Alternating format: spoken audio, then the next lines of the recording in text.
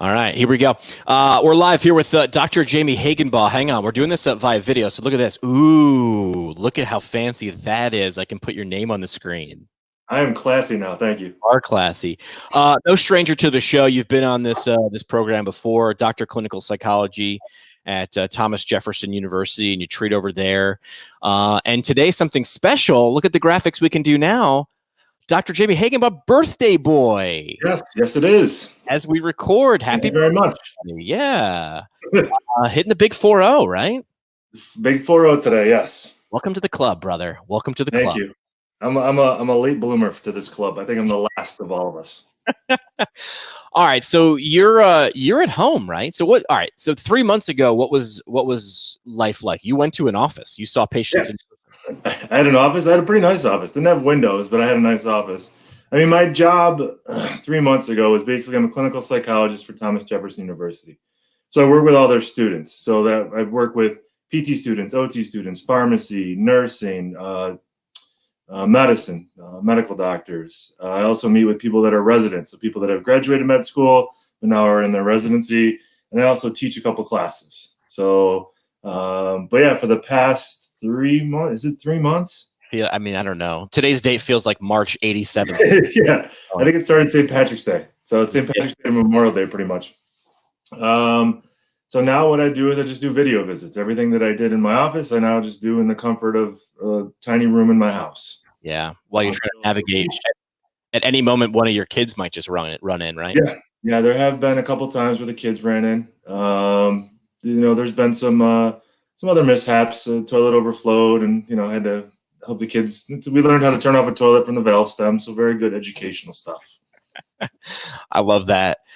So unique. I like your job and how that sounds, because it feels like you get to do a bunch of different things all within your field. We bring you in for today's topic, which I'm sure you deal a lot with the students that you talked about that you see clinically, which is stress versus burnout. Mm-hmm. I like when you're around because you get to make sure I'm using the right terms the right way. We did an episode previous talking about guilt versus, what was it? Guilt versus shame. Right. And how, like, a lot of times we use the wrong ones. But today guilt is I did something bad. Shame is I am bad. Right. Okay. Got it. Yes. I remember this. I remember stuff. We're talking about stress versus burnout. And a lot of times, especially online, I feel like this term burnout is coming up a lot, especially in the health professions, right? Mm-hmm. Because we want these professionals to do more. We want them to do more with less sometimes. And then sometimes, in the case of a pandemic, hey, everything needs to pivot. And that thing that you were used to doing, you got to do it a different way. And by the way, you need to do it on the fly. So let's start with the real top, the logic. Stress versus burnout. What are they? Because they're different. They're very different. And we don't want to just think about professionals, because students get burned out as well. Especially you're talking about pivoting. Imagine being in the middle of your semester and everything being ripped down, and then you have to go figure it out. And if you're a senior or in your third year, right? PT's 3 years. Yep. If you're in your third year, now you're looking for a job because you just graduated probably last week. So what does the job market look like?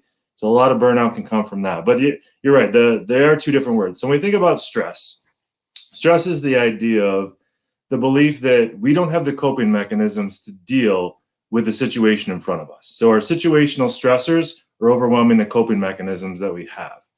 And that can come from usually like excessive workload. Maybe there's some sort of situation that we've never seen before. We don't know how to manage. Maybe it's a patient that we've never dealt with, and we just don't know how to deal with it. So the feeling comes up of like, I don't know what to do. I don't know how to manage this. Usually we have adaptive skills, or we have people in our lives that we can go to and we can be like, hey, can you help me out? Or we just get stressed from a bad day. You walk in and all your people show up and you got notes from a couple of days. That's a stressful day, but you get done with it. And then Friday comes and you're fine. When we think about burnout, that's very different. So that basically burnout comes from unabated stress. Like you just can't manage the stress and it's going on and on and on. And burnout usually has some more physical and psychological components to it. So when we think about burnout, it's basically a physical exhaustion and a psychological exhaustion. Could lead to feelings of depression, could lead to feelings of anxiety. But As we become more burned out, we become more depersonalized. So we have a loss of feeling of concern for the people that we're treating. I don't care. If I can't even take care of myself, how can I take care of another person? We lose our self-concept and we start to have negative feelings about our job, right? So I can't do this job anymore. Why did people think I could do this job? Why do I want to go to work? All right. And there have been studies show, there was a study that examined like 160 practicing physical therapists, and over half, about 53%, reported feeling burned out in their job and what they're doing. Were they properly using the term burned out there? I mean, they were probably, they were probably using the term burned out. So there's burned out indexes that people fill out. Obviously, they're self-report, so you take them for what they're worth. But I mean, people are self-reporting, feeling burned out, feeling that depersonalization parts of themselves, feeling as though they can't do their job, feeling like they don't want to do their job. They don't want to get up and go to work anymore. Causes big problems. Yeah. This sounds a lot like in physical therapy. So stress, we need stress on the body. Good stress. Because like, you put someone in space, right? And there's no gravity, our bones start to demineralize, right? They get weaker. But too much stress, we get to that maximum of you're doing more than your muscles or tendons or bones or ligaments are ready for, and that's when injury occurs. So it feels like stress up to a point can be a good thing, right? It motivates us. And when it goes past that part that we're able to sustain it, that's burnout, that's injury. So if there were two parallels. So when we think about stress, it's do you know what the Yerkes-Dodson curve is? No. Okay, so basically, if you're ever on Jeopardy, you owe me if this question comes. So the Yerkes-Dodson curve is an inverted U. Okay, so basically it starts here. I'm gonna try and do this backwards. It starts here, goes all the way around, and then comes back down. And on one side, it says if you have no stress in your life, you do nothing. Okay, because you don't want to, just lay in bed all day. And as you move up the curve, you want to find this place. And when you hit the top of the curve, go this way. When you hit the top of the curve, that's where you're supposed to be functioning the best. All right. But if you keep going down the curve and you have so much stress in your life, you become burned out and you also do nothing. All right. Because we need stress in our lives. Like there's that good stress. There's that stress that gets us up to like go to a new job, to go on a first date. There's the stress of like, I'm studying for this test, So we need a little bit, but as you're right, and when we're thinking about the body, we're thinking psychologically, we need enough so that it's good, but not too much that it begins to wreck us. All right. So now that we got the logic and we got the picture and we're using it properly, when you work with individuals in a professional capacity, how do you break this down? What are strategies that you give to cope and measure? And, where do you start with a stress burnout situation? So first of all, I want to find out, like, what are the causes? Like, what is causing you to be burned out? And what we find, if we're thinking about professionals, usually it comes from time constraints. Like, I don't have time to do what I need to do. Poor communication among staff members. Like, things happen up here and it doesn't get down to the people down here. So it hits the administrators and doesn't hit people down there. Job demands, like feeling like you have 100 different things to do and not enough time to do it in. You have to meet with your patients. You have to create treatment plans. You have to write up your notes, and you have to have some follow-up that needs to be done. Also do it with a good personality, right? The whole time. Exactly. You have to be nice. You have to be on all the time, which is tough. Sure. It's tough to be on all the time. And you got to make money because we are in a business that has to make money. So especially like now, like what are people doing where their patients might not be able to come in? Are we able to meet virtually? I mean, I know I've been lucky because my department is very transferable to do telehealth. People that do surgery don't do that. Like you can't do surgeries online. I'm pretty sure that's very illegal. So they're really catching it. And I think PT is the same sort of way. Like you can do some stuff virtually, right? But some stuff you need to be in person because if you don't have like the equipment that you need at your house, not everybody has those stretchy bands. Not everybody has the pulleys and things like that. I know there's a more technical term besides stretchy bands, but that's what I came up with. The audience right now is like, stretchy bands. What is this guy? What is he doing? He knows nothing what he's talking about.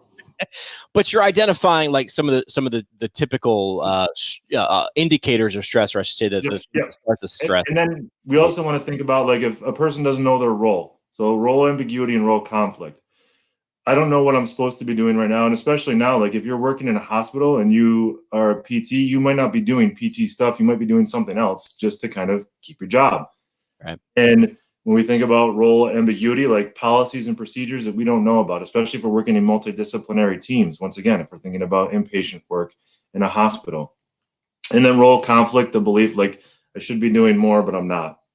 And I want to be able to help people to the best of my ability, but I can't feel like I can do that because of their insurance won't pay for sessions, or they won't come in, or whatever it may be.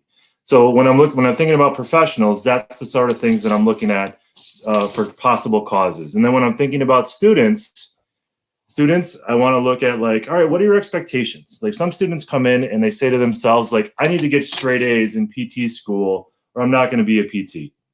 Not true at all. I don't know not true at all. Not true at all. Yeah, totally not true at all. I don't know about you, McKay, but no one has ever asked me my grades ever No. that I've treated. Now, I know students don't like hearing that because it does have a level of importance to them, but like all you need to do is do well. Like you need to do your best, or people will make up like these unfair comparisons, these competitions. You're not competing against anybody in PT school, all right? You can't play defense against someone. Right. What you can do is you can do your best. And some days your best is going to be better than other people's, and some day your best isn't. But if you do your best and your best is good enough to get through, you're going to get out and you're going to get a diploma, and then you're going to be able to work. And then those grades. Well, when people I also look for imposter syndrome. I think you and I have talked about this, but the idea imposter syndrome comes up a lot for students and can lead to burnout because they constantly think about someday I'm going to get caught. Like I got lucky to get into school. Someday they're going to find out that I don't deserve to be here and they're going to kick me out. And if you have that belief and that belief is constantly weighing on you, that's going to cause you to feel burned out. That's going to cause you to feel completely overwhelmed. I had never heard of the term imposter syndrome before going to PT school, and I definitely had the feeling. And then I forget where it was, but actually heard someone use it and put it into context. And it literally was an, oh my God, light bulb moment of a little bit of feeling better that there was actually words to it and that I wasn't the only one. So just highlighting imposter syndrome was a pretty big benefit as a PT student for me. I don't know if it's a nice thing to hear, but like the only people that believe they're imposters are really good at what they do.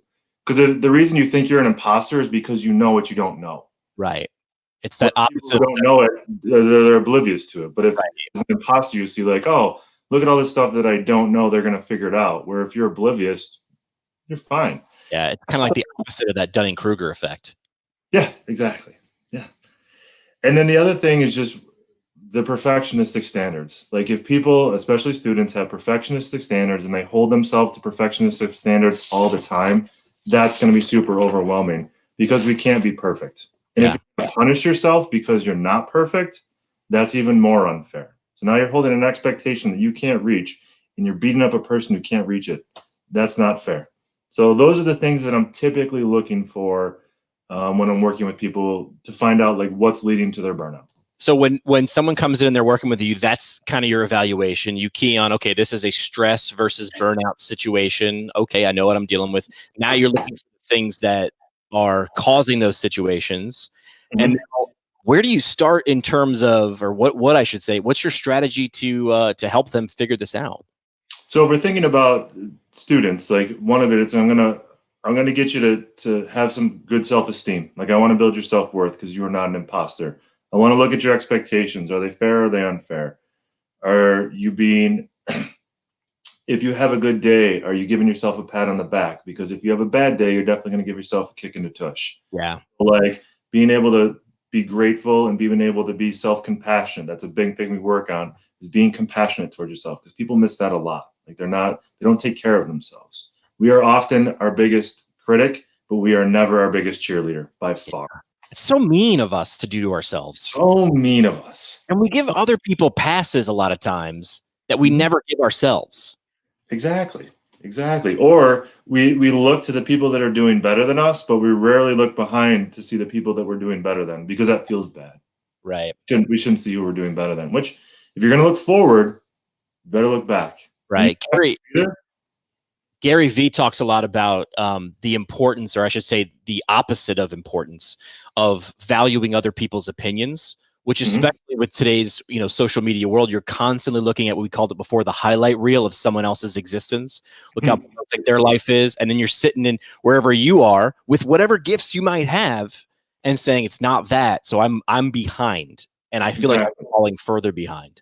And there's always going to be someone smarter. There's always going to be someone better. There's always going to be someone who's richer, better looking, all this stuff. But we all have our own unique abilities that are good. Because you don't luck getting into PT school. You don't luck getting out of PT school, right? You don't luck getting your first job or being a 5-year professional. Like, you earn that.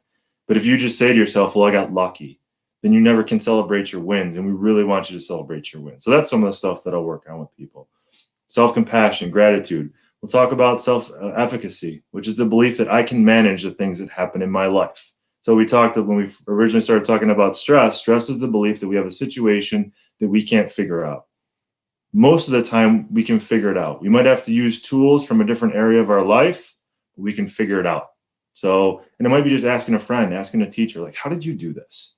You know, maybe asking a fellow professional, like, I got this patient I'm really struggling with. Do you know anything about this?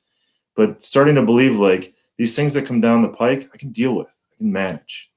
And then, depending on, we might do some mindfulness things. I'm not a big mindfulness guy, but I know mindfulness helps people a lot. I might work on like breathing techniques to help manage people's. But also I think about workload and making sure people have manageable workloads. Because when you get your syllabus at the beginning of the semester and you look at all the stuff you have to do, that seems pretty overwhelming. And if you just focus on everything that you have to do, you're not going to do it. The mountain's going to be too big. But if I say to you, can you read 30 pages in a night? Yeah, I can read 30 pages in a night. You read 30 pages in a night for an entire semester, you're going to read everything you need to know. All right. But when we look at the entire mountain, it gets overwhelming. But if we want to break it up into small pieces, so some people, if we're thinking about professionals, like, I can't do my week. I'm seeing X amount of patients in a week. Well, can you see 3 today? Can you see 3 before noon? Yeah, I can see 3 before noon. I do that all the time. Do you think you see 3 afterwards? Yeah, I can do that. All right, then you got 1 day down. You have 4 more to go. That's all you got to do. Yeah, so when we break things down into manageable pieces, it makes it a lot easier. Yeah, and I imagine a lot in psychology and the work that you do is getting them to say it out loud. So it's not your idea. You don't want it to be your idea. You want it to kind of like them to kind of jump in and make it their own idea. I mean, one of the things that I hear a lot is like, when I heard myself say it, ... Yeah.